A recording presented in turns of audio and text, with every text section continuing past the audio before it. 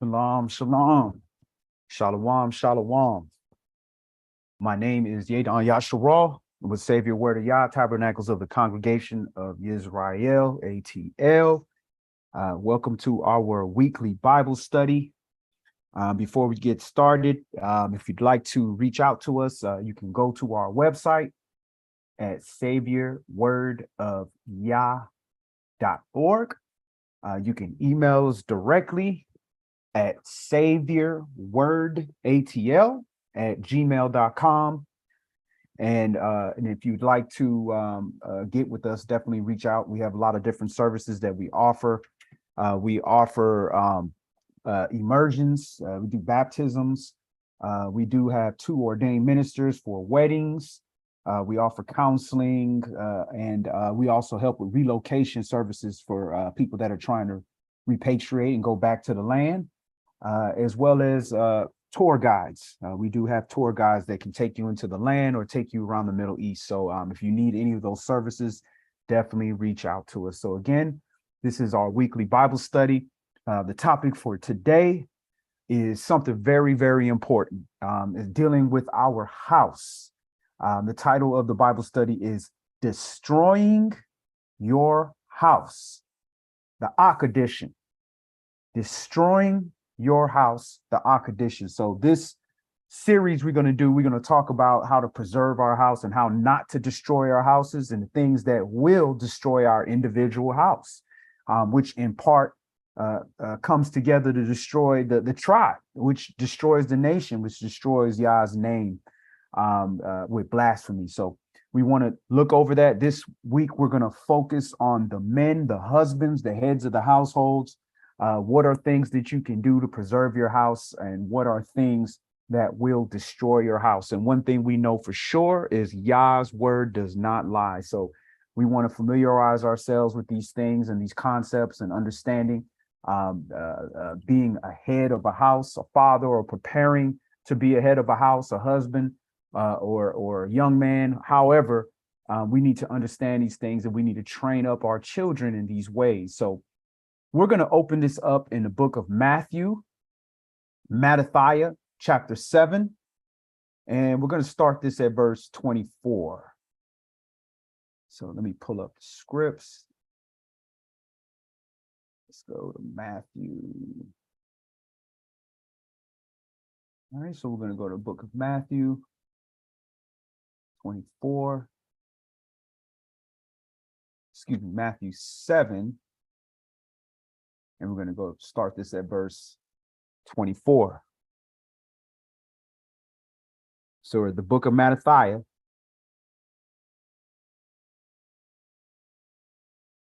chapter 24, and Matthew chapter 7 and verse 24.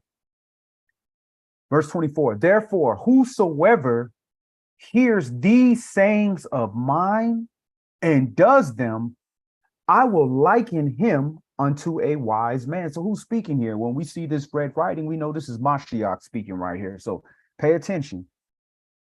Whosoever hears these sayings of mine and does them, I will liken him unto a wise man, which built his house upon a rock.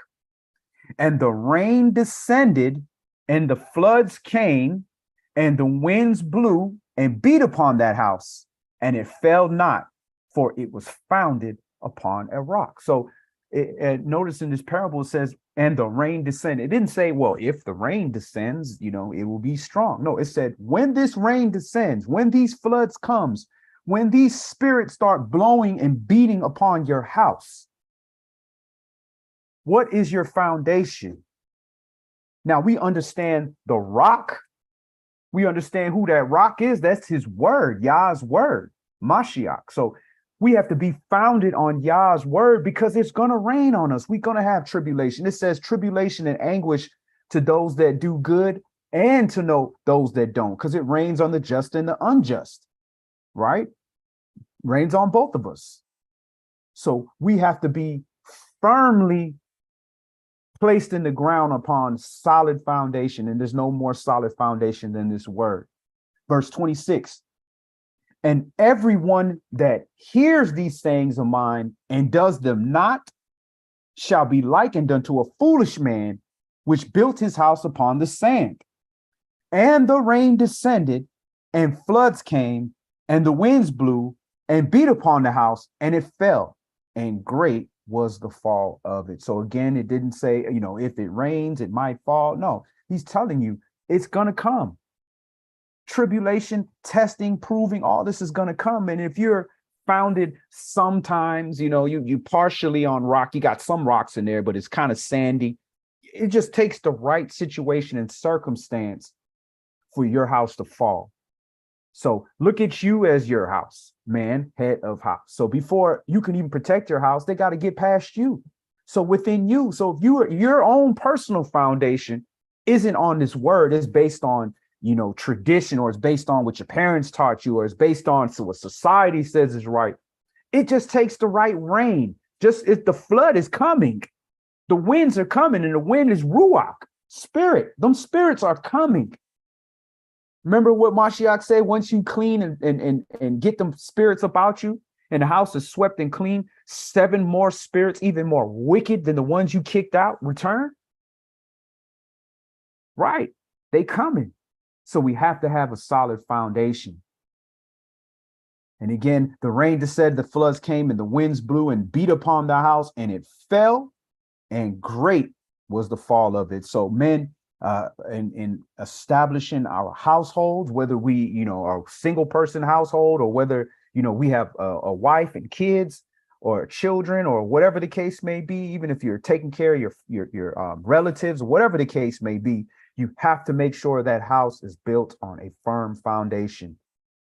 All right, so let's move on. Let's go to 1 Samuel chapter 25, and we're going to read some stories about situations where people acted a certain way or carried on a certain way, and it affected their whole house.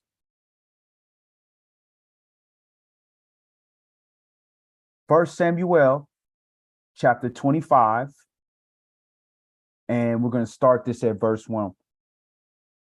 Shalom, brother Aaron Hicks. Good to see you, family.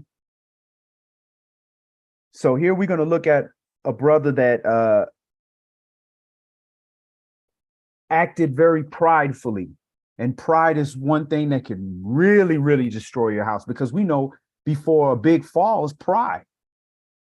So we're going to see this brother who, for certain reasons, has issues with the house of David, and his pride would not allow him to do righteousness, and it caused him to fall. His house fell. And when your wife leaves your house and goes somewhere else, and you gone, your house fell. You out of there. So let's go to 1 Samuel 25 and verse 1. And Shemuel died, and all the Yasharalai were gathered together and lamented him, and buried him in his house at Ramah. And Dawid arose and went down to the wilderness of Paran. And there was a man in Maon whose possessions were in Carmel, and the man was very great. And he had 3,000 sheep and 1,000 goats, and he was shearing his sheep in Carmel. So now the name of the man was Nabal, and the name of his wife Abigail. And she was a woman of good understanding and of a beautiful countenance. But the man was churlish and evil in his doings, and he was of the house of Caleb. So number one, I mean, he has a wife of good understanding. So, a woman of good understanding ain't going to just, especially a beautiful wife of good understanding, she ain't just going to get with no wicked man for no reason. So maybe this man has changed over time or is unstable. And then what we also want to look at here is a little tidbit. He's from the house of Caleb.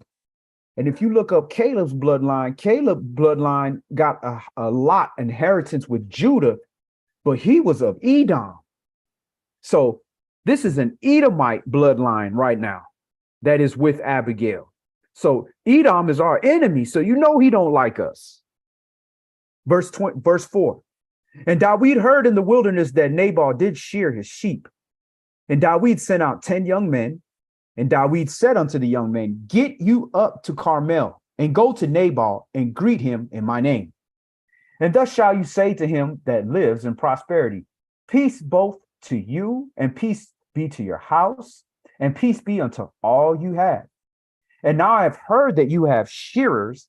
Now your shepherds which were with us, we hurt them not, neither was there aught missing unto them, all the while they were in Carmel. Ask the young men, and they will show you. Wherefore, let the young man find favor in your eyes, for we come in a good day. Give, I pray you, whatsoever comes to your hand unto your servants and unto your son Dawid.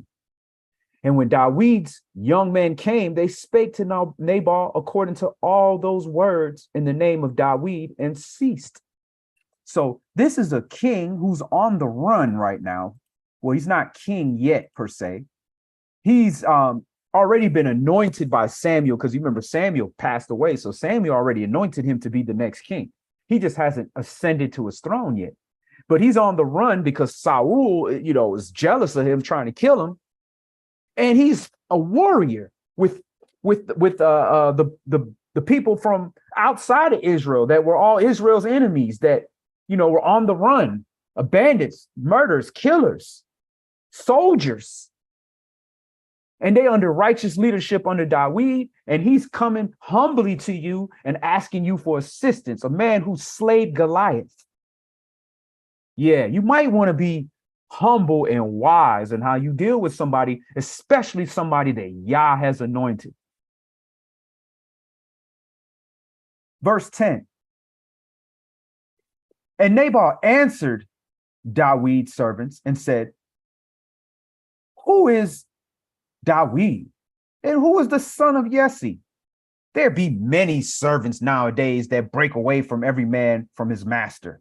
So he's talking like, yeah, I know you running from Saul. I ain't stupid. Verse 11, shall I then take my bread and my water and my flesh that I have killed for my shearers and give it unto men whom I know not whence they be? Foolish. The word tell you, be kind when you entertain strangers. You might be entertaining angels unaware. So, these is not angels at this point, but at the end of the day, you want to be kind to people. You would want somebody to be kind to you. You want to build your house on lack of compassion, lack of empathy, lack of brotherly love, lack of hospitality. You want to build your house on that? You want to be known as a wicked house? Verse 12. So Dawid's young men turned their way and went again and came and told him all those sayings. And Dawid said unto his men, gird you every man his sword. And they girded on every man his sword. And Dawid also girded on his sword. And there went up after Dawid about 400 men, and 200 abode by the stuff. So he got 400 killers coming because you done pissed off the king. He upset. He came kindly to you, and you tried him like he's some errand boy. Okay. Verse 14. But one of the young men told Abigail, Nabal's wife, saying, behold, Dawid sent messengers out of the wilderness to salute our master, and he railed on them. But the men were very good unto us, and we were not hurt, neither missed we anything, as long as we were conversant with them when we were in the fields. They were a wall unto us both by night and day, all the while we were with them, keeping the sheep. Now therefore know and consider, what will you do? For evil is determined against our master and against all his household, for he is such a son of Belial that a man can't even speak to him. So the servants know the whole house finna fall because he got 400 murderers, killers, soldiers that are on the run, hungry, coming to your house because you acted foolishly in pride, like you had 400 killers surrounding your house. You have shearers is what you have. They have soldiers with swords led by one of the greatest kings of all time, our forefather, Dawid. Verse 18. Then Abigail made haste and took 200 loaves and 2 bottles of wine and 5 sheep ready dressed and 5 measures of parched corn and 100 clusters of raisins and 200 cakes of figs and laid them on donkeys. And she said unto her servants, Go on before me. Behold, I come after you. But she told not her husband Nabal. So she knows what time it is. So she's like, nah, let me go clean this up because this dude is a fool. And it was so. As she rode on the donkey that she came down by the covert of the hill, and behold, Dawid and his men came down against her, and she met them. Now Dawid had said, surely in vain have I kept all that this fellow has in the wilderness, so that nothing was missed of all that pertained unto him. And he hath required me evil for good. So and more also do Elohim also unto the enemies of Dawid, if I leave of all that pertain to him by the morning light anything that pisses against the wall. So he's basically saying, I doubt women piss against the wall. So he's talking about everything male, male horses, male cows, male servants, male anything he's killing. Verse 23. And when Abigail saw Dawid, she hasted and lighted off the donkey and fell before Dawid on her face and bowed herself to the ground and fell at his feet and said, upon me, my master, upon me, let this iniquity be. And let your handmaid, I pray you, speak in your audience and hear the words of your handmaid. Let not my master, I pray you, regard this man of Belial, even Nabal. For as his name is, so is he. Nabal is his name, and folly is with him. So his name literally means folly.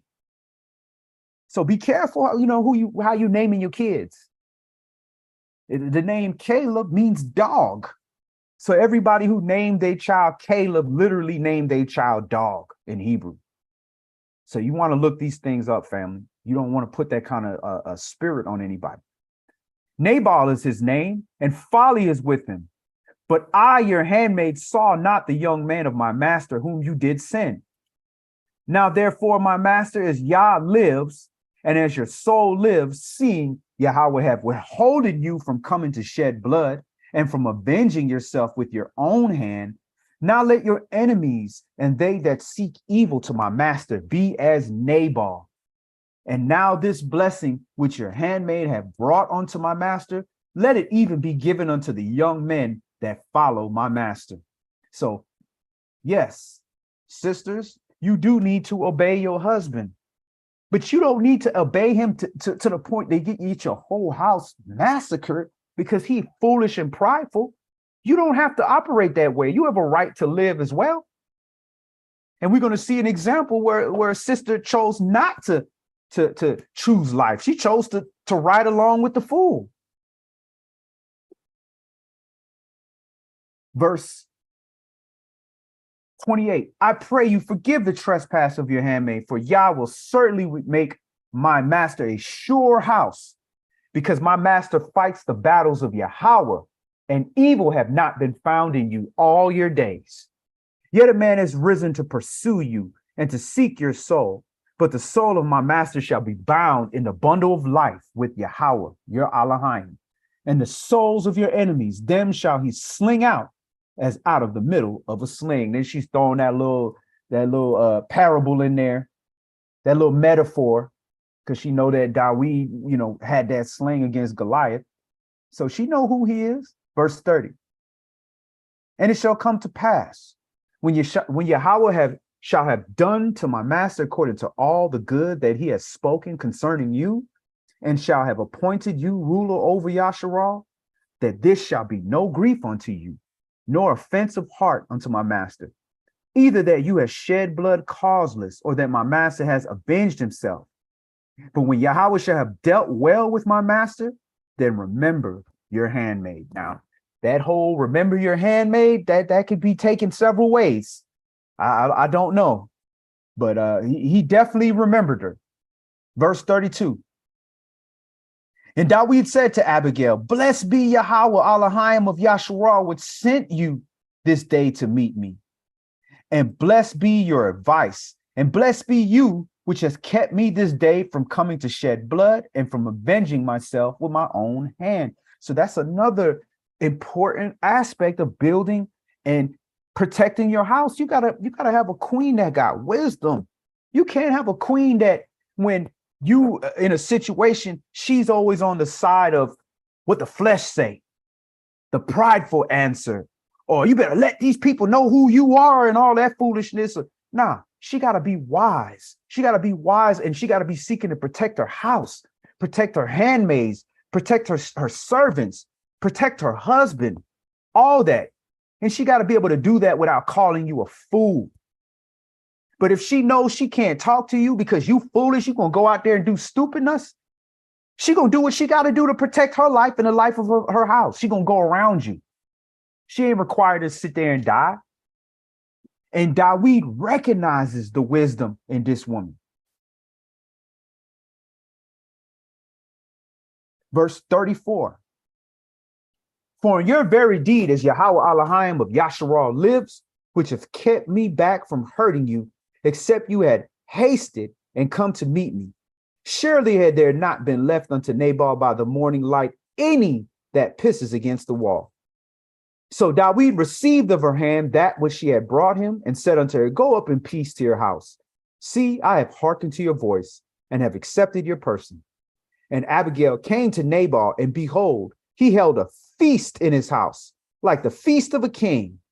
And Nabal's heart was merry within him, for he was very drunken. Wherefore she told him nothing, less or more, until the morning light. So he was so prideful and felt so good that he stuck into the house of David, that he went and had a party, had a feast, and got drunk. That's how much pride this man had. That's how much the people hate the house of David, the enemies, Esau. This is why they hate you so much. Verse 37. But it came to pass in the morning, when the wine was gone out of Nabal, and his wife had told him these things, that his heart died within him, and he became as a stone.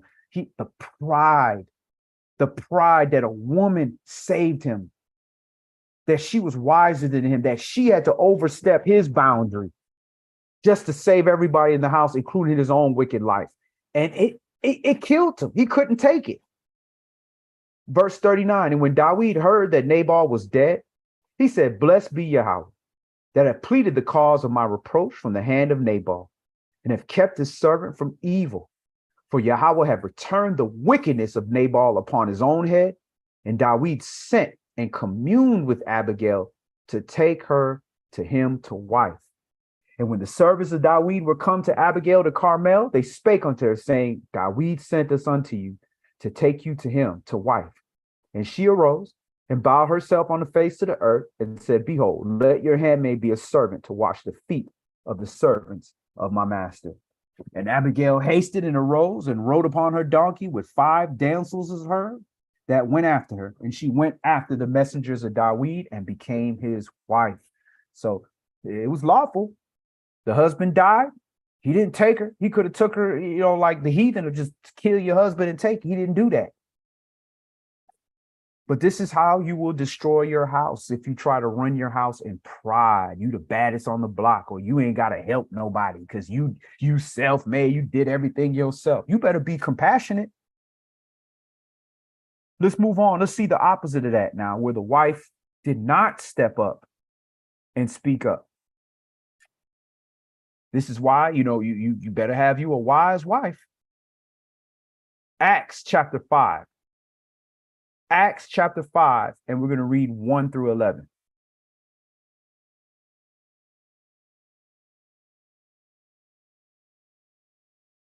So again, it's very important that we focus on our households, because we Israel, we know we going back to the land, all this and that. But at the end of the day, your salvation is tied into your house, your responsibility, and your brothers. All of our houses, we're tied together. So if we have children that are unruly, or we have wives that are unruly, or we have husbands that are negligent and destroying their houses, it's gonna leak. You can't put one apple in a bunch that's rotten and think it's just gonna not destroy anything else. So let's go to Acts chapter 5. Acts chapter 5, and we're going to read verses 1 through 11. Verse 1. But a certain man named Ananias, with Sapphira his wife, sold a possession and kept back part of the price. His wife also being privy to it, and brought a certain part and laid it at the apostles' feet. So this is the time when the Mashiach's assembly was being persecuted. So they had to flee Jerusalem and they had to go to the wilderness. And everybody gave up everything that they had and they put it together and they divided it evenly amongst everybody. And they said, nah, we all gonna be one. And they went out there and this brother and sister here, they had money. So, they wanted to be part of the wave. They believe in the future and everything, but they wanted to hedge their bet. They didn't believe fully. Everybody else gave everything that they have. These people wanted to be a little bit above everybody. They wanted to make sure that if we lost everything, we had a little bit. Whereas everybody else in their own free will gave up everything they had. So this was not something light. Verse 3. But Kepha said, Ananias, why have Satan filled your heart to lie to the Holy Spirit and to keep back part of the price of the land? Whilst it remained, was it not your own? And after it's sold, was it not your own power? Why have you conceived this thing in your heart? You has not lied unto men, but unto YAH. And Ananias, hearing these words, fell down and gave up the ghost. And great fear came on all them that heard these sayings. So lying, the power of the tongue, acting like you about a lifestyle that you're really not. You never know when YAH's coming to collect. Or in this situation, being greedy, not wanting to give up what you have, knowing that the price costs everything. You got to give all. That's what Mashiach requires. But now you want to keep something back. That's like holding the plow and looking back. Nah, you'll be like a pillar of salt, like Lot's wife. Now, the wife, Sapphira, she is responsible for, adhering and respecting her husband's rule in his house. His word goes, right? But not against YAH's word. And we talk about lying. No wife has to lie for you. You can't force her to lie. You can't force her to steal. She has a right to seek her father and say, I don't know about that. And if she just be quiet, that's silent consent. All right. So verse 6. And a young man arose, wound him up, and carried him out and buried him. And it was about the space of 3 hours after, when his wife, not knowing was done, came in. And Kepha answered and said unto, tell me whether you sold the land for so much. And she said, yea, for so much. So she was asked. She was asked. So she had to cooperate with the lie. She had to turn around and say, yeah. So she agreed. Verse 9. Then Kepha said unto her, how is it that you have agreed together to tempt the spirit of YAH?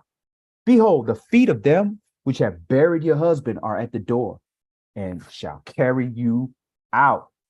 Then fell she down straightway at his feet and yielded up the ghost. And the young man came in and found her dead, and carried her forth, buried her by her husband.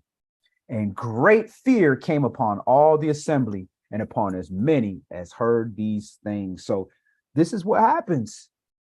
As we are getting closer to the Most High, closer to Mashiach, there's less room for our error. There's less room for our mistakes. Y'all not going to put up with everything. He said, how much worse is it for you to awaken yourself and come to the truth, become awakened, and then turn back? That's even worse. You'd be better that you never known at all. Let's go to 1 Shemuel chapter 2. We're going to read another story. And this is one of the high priests. His whole line getting cut off, where they will never have an elder in their household. So you see some families where you see, they have boys, they have all men, and men grow up in a family, but all of them die in their young age, just old enough to have kids, to keep having kids, but they die. None of them become elders. That could literally be of the house of Levi, the house of Eli. It could literally be that family because this says forever. So we want to be careful, man. We don't want to do anything that's like our bloodline, our seed, our house is going to be cursed forever. And then this is talking about one of the branches of the high priest, the sons of Aaron. So that's two of them that got cut off. This is the second one. All right, so let's go to First Samuel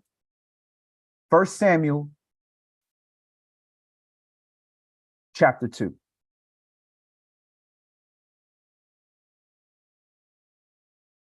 And we're going to start that verse 1.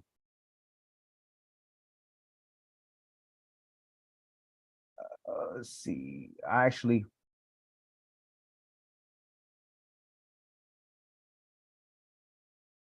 Let's start this at verse 12. First Samuel chapter 2 and start this at verse 12. Now the sons of Eli were sons of Belial. They knew not Yahweh. So they're like the sons of the devil, basically, devilish.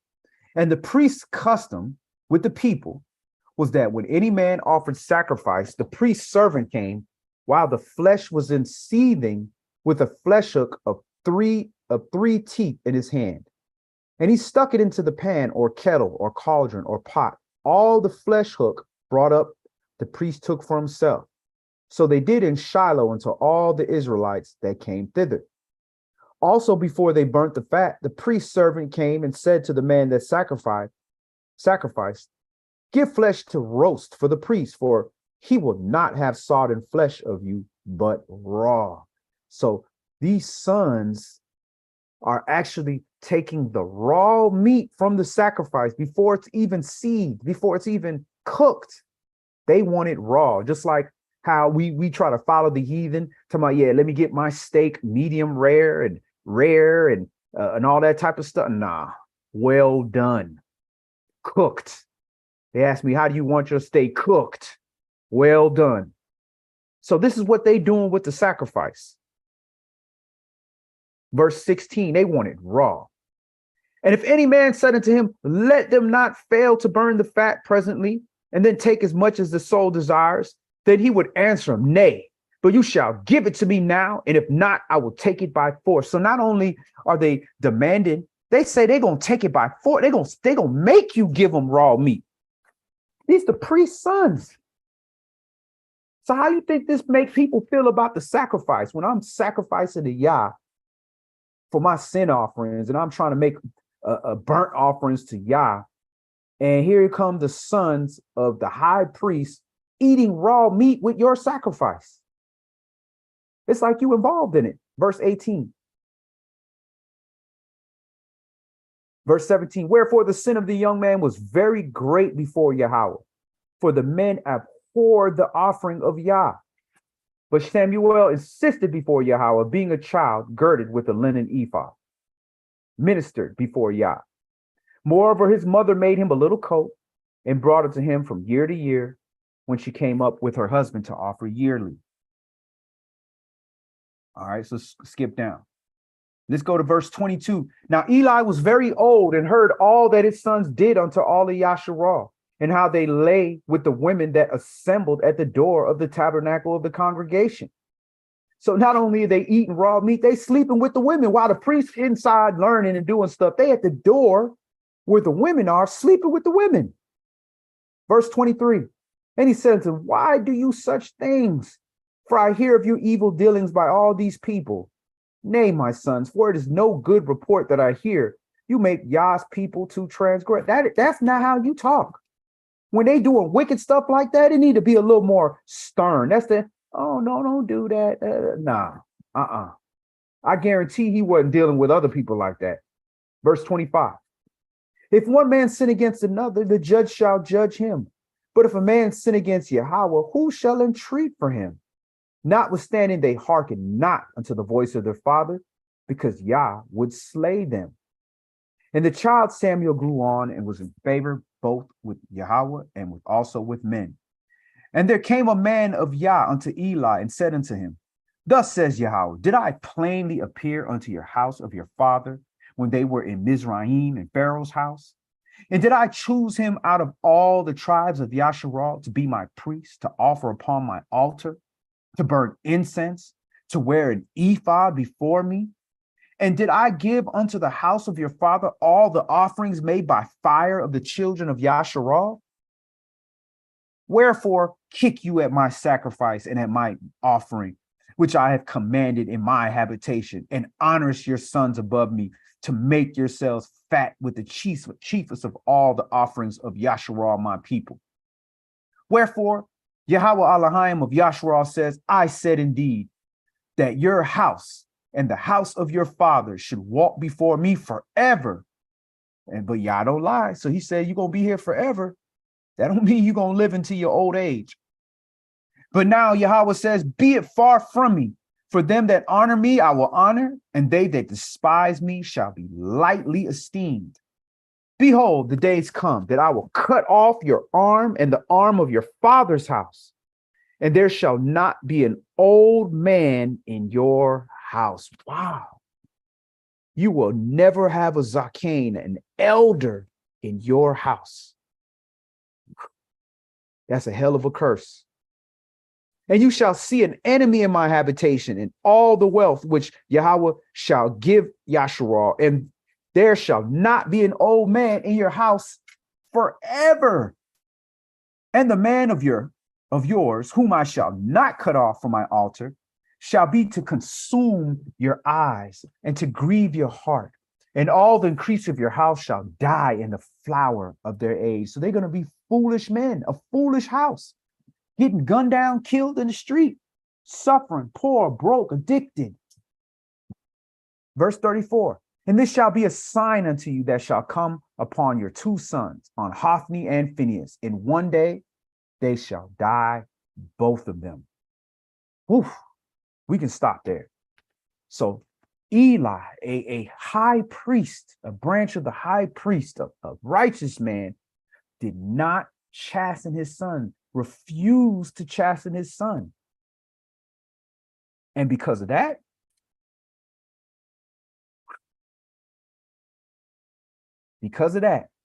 his whole eldership is cut off. Not only his, but everybody beyond him was cut off. All right, let's move on. Let's go to Joshua chapter 7. We need to see as men how important it is, our decisions, how they affect your entire house, and in his case, an entire bloodline.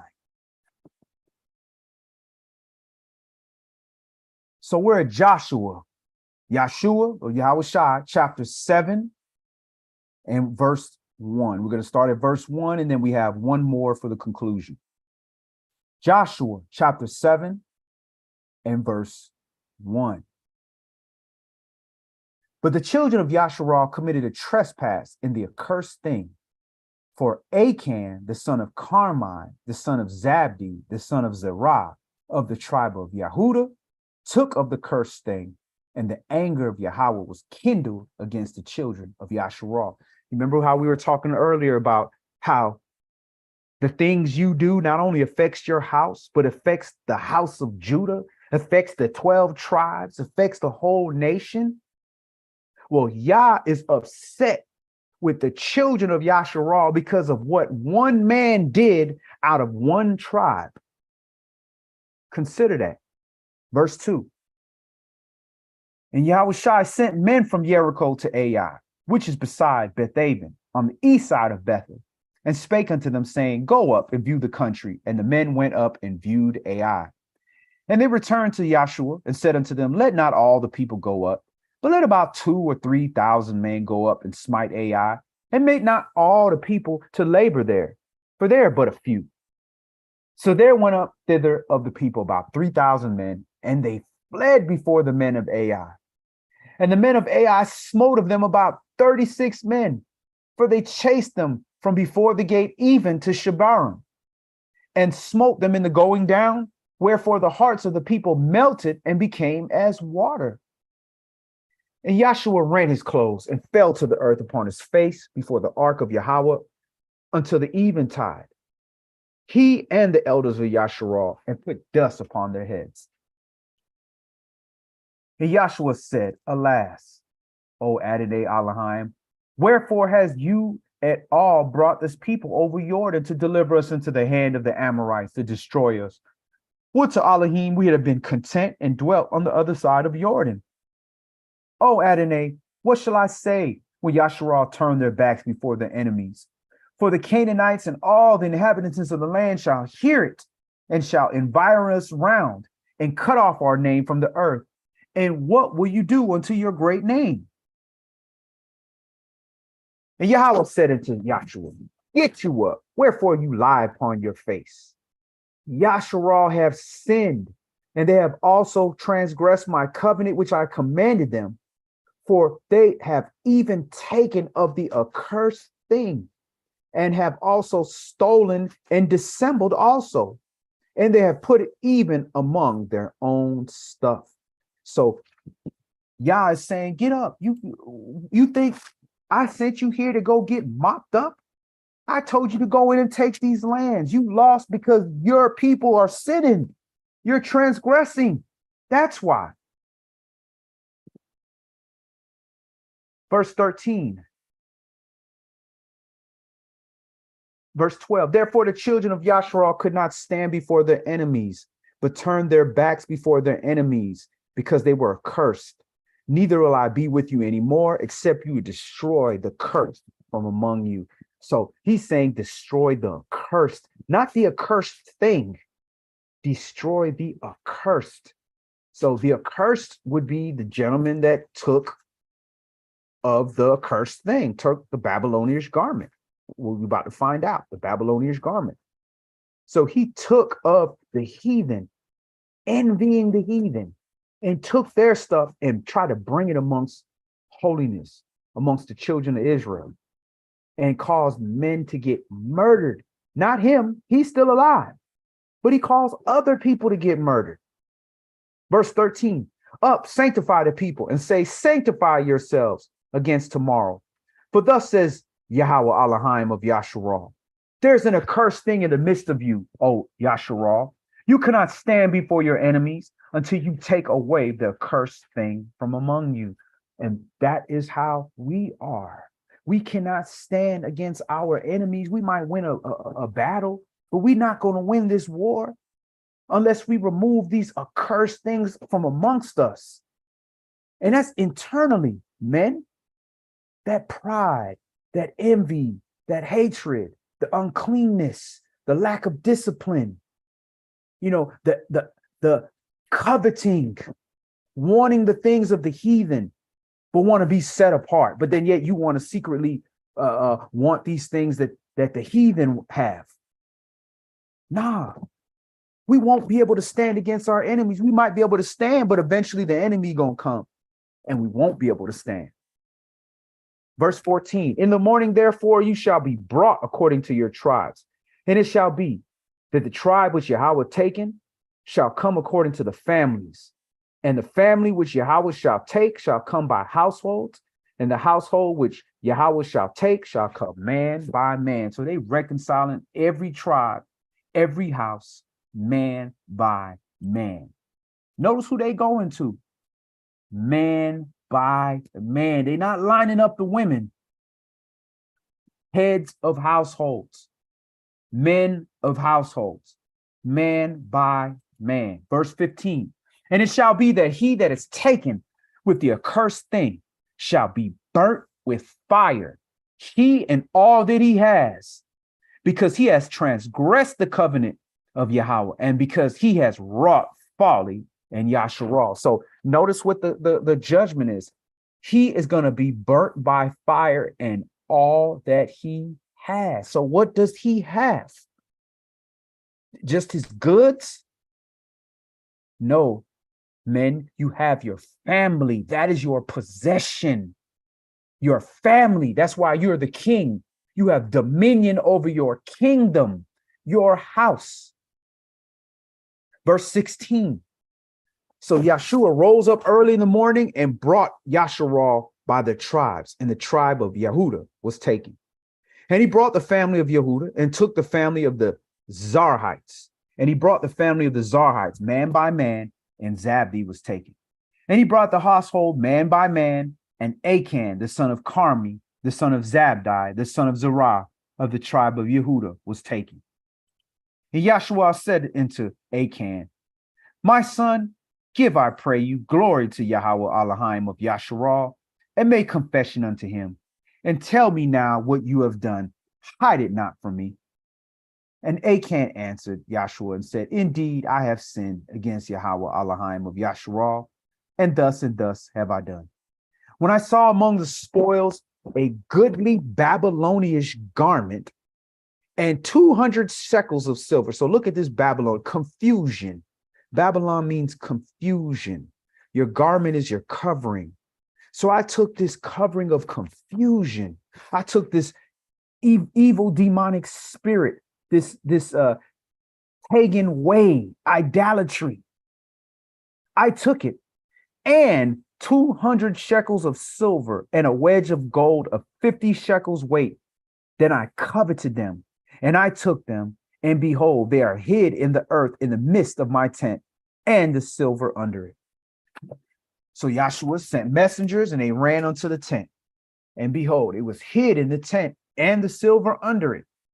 And they took them out of the midst of the tent, and brought it unto Yahshua, and unto all the children of Yasharal, and laid them out before Yahweh. And Joshua and all Yasharal with him took Achan, the son of Zerah, and the silver, and the garment, and the wedge of gold, and his sons, and his daughter. What the son and daughter got to do with this? These is innocent children. And his oxen, and his donkeys. What the donkey did? What Shrek? What he did? And his sheep. They took Mary little lamb too, and his tent. They took the brother house and all that he had, and brought them to the valley of Achor. And Yahshua said, why has you troubled us? Yahweh shall trouble you this day. And all Yasharal stoned them with stones and burned them with fire. And they had stoned them with stones. And they say, well, why are they grabbing the children? Why are they grabbing the daughters? Because what you think you're going to do if your father was stoned to death and you got to be amongst these people that stoned him to death? You're going to have a chip on your shoulder. So the kids, the family, the house, the animals, everything died because of him coveting, him going after pagan garments and gold and silver that's got by ill gain. And they raised over him a great heap of stones unto this day. So Yahweh turned from the fierceness of his anger, wherefore the name of that place was called the Valley of Achor unto this day. So again, we have to, as men, as heads of households, think beyond our current situation. Think beyond how we feel. Think beyond what's affecting us. We have to think for our households, because, yeah, it might not just be your household. It might be your kids and their kids' kids, like in Eli's situation. So let's go to the conclusion. Let's go to 1 Peter chapter 3. So we should take this as zahar, as admonishment, as warnings. When they talk about, I will make you a proverb and a byword. Well, these are the proverbs and bywords right here. Don't do this, because if you do this, you'll get that. That's us. Proverbs. But we're supposed to be on the good side of the proverb. The first 16 verses of Deuteronomy 28. We're supposed to be on that side, the side of blessings. If you do this, you get that. That's where we're supposed to be. First Keeper chapter 3. And we're going to read 1 through 12. First Peter chapter 3 and verse 1. Likewise, you wives, be in subjection to your own husbands. Notice it says to your own husbands. A wife don't got to be in subjection to every man that walk around. She got one Adon, one Adon, her husband. And if not her husband, her father. If not her father, then the priest. Likewise, you husband, Mashiach, likewise, you wives, be in subjection to your own husbands, that if any obey not the word, they also may be without the word, be won by the conversation of the wise. That don't mean the wife supposed to be over there talking all in his ear, trying to get him to act right. Nah, the conversation here in Greek is talking about behavior. They supposed to look at how the wives carry themselves. They carry themselves like in holiness. They not all in people's face. They doing the right thing. They taking care of their responsibility like royalty. And then the man supposed to look and say, man, how can I get a woman like that? Obviously, I ain't gonna get it acting like this. Well, they supposed to be embarrassed acting a fool coming around our women. That's where we're supposed to be. First Peter chapter 3 and verse 2, while they behold your chaste behavior coupled with fear, whose adorning, let it not be that of outward adorning, of plaiting of the hair and wearing of gold, or of putting on of apparel. So let him not be impressed because you just so stunning looking. You just have so much nice jewelry. You look just so royal. Yeah, that's part of it. But let that not be the only reason they even paying attention to you. But let it be the hidden man of the heart, and that which is not corruptible, even the ornament of a meek and quiet spirit, which is in the sight of Elohim of great price. So our women are supposed to have a meek and quiet spirit, and they are supposed to look royal. And when they see that, a man is supposed to say, I can't be coming around acting a fool, just like nobody go around the priests or the elders and act stupid. Verse 5. For after this manner in the old time, the holy women also who trusted in Yah adorned themselves, being in subjection unto their own husbands, even as Sarah obeyed Abraham, calling him master, whose daughters you are, as long as you do well and are not afraid with any amazement. So husbands, this is the type of wife you're supposed to have. Men of Yah, you're supposed to have a woman like this, a holy woman. And a holy woman like that is not going to get with you and stay with you if you destroy your house. Women are nesters. They like to nest their house. They're not trying to be with a man that's destroying his house, whether physically or spiritually or emotionally, however. And you destroying the people in your house, that's destroying your house as well. Verse 5. Verse 7. Likewise, husbands, dwell. And see, notice it said likewise. So husband, that means you as well. You should be meek and of a quiet spirit as well, husband. You ain't supposed to be loud all in the street, acting a fool. Have some temperament, have some restraint. Carry yourself like royalty. You don't see the king when he come in, hey, the king is here, I'm here. No, they blow trumpets and they announce him coming in. He ain't got to be a fool. So husbands, dwell with them according to knowledge, not according to your emotion, not according to what's going to be favorable to you, not according to what's going to make your wife happy. No, it says dwell with them according to knowledge. And if you have a woman like the one we described in 1 Peter 1 through 5, these women are going to be happy with a husband full of knowledge, because even if she don't agree, when the Holy Spirit comes to her and you're on point, she's going to be happy that you disagreed with her. And if she's right and you're wrong, she's going to be able to talk to you in a manner that you will understand and be patient with you as a man, knowing that you're just but a human being as well.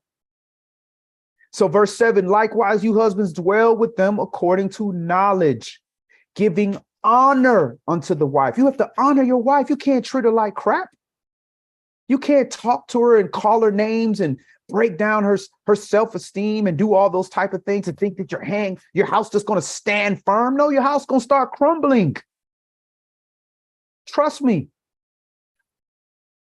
So have honor unto your wife as unto the weaker vessel. When something is delicate, you protect it. You don't throw it away. Oh, here, look at this delicate diamond. Let me just throw it away. Or look at this delicate rose flowers. I don't want it. Throw it away. No, you protect it. Your heart is delicate. That's why it has a rib cage. Your brain is delicate. That's why it has the skull. It has a covering. Your wife is delicate. That's why Yah gave her a covering. A father. And then after the father, he gave her a wife, a husband.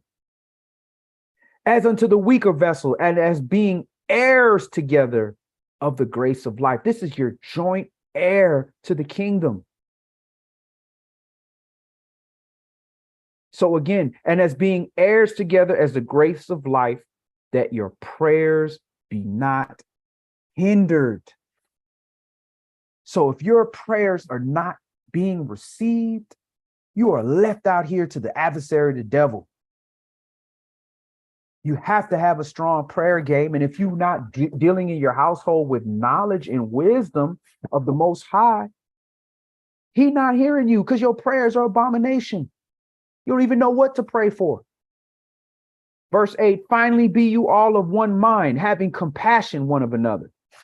Love as brethren, be pitiful, be courteous, not rendering evil for evil or railing for railing, but contrariwise blessing, knowing that you are thereunto called that you should inherit a blessing. So men, you can't be rendering evil for evil in your house or outside of your house. Definitely not with your family.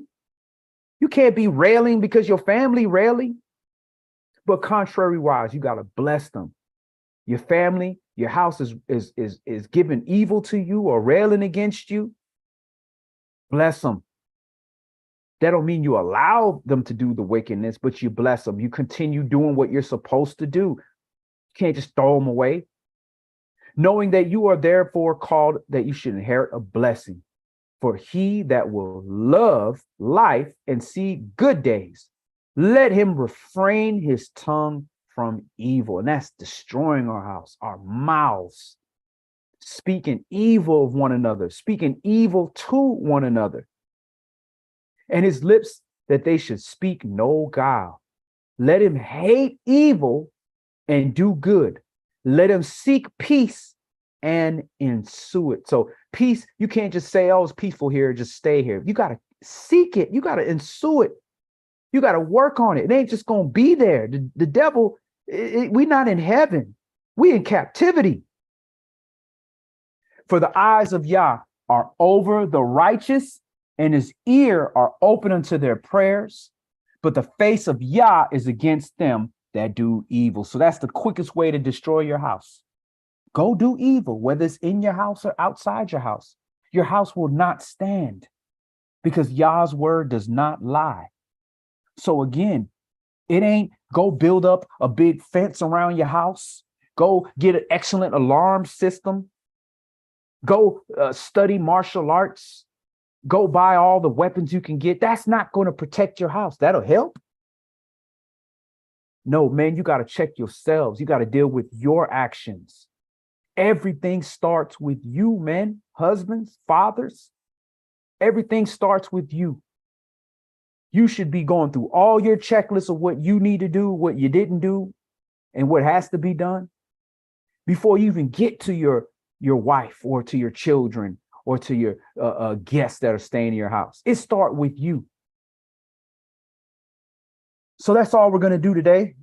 Yah's will, next week we'll do the Akoti version of destroying your house. So sisters, how we can support the house and how we can keep it intact and serve as an extra barrier for your husband when your husband is in foolishness, because we all men, we all subject to losing the spirit. So we'll go over that next week.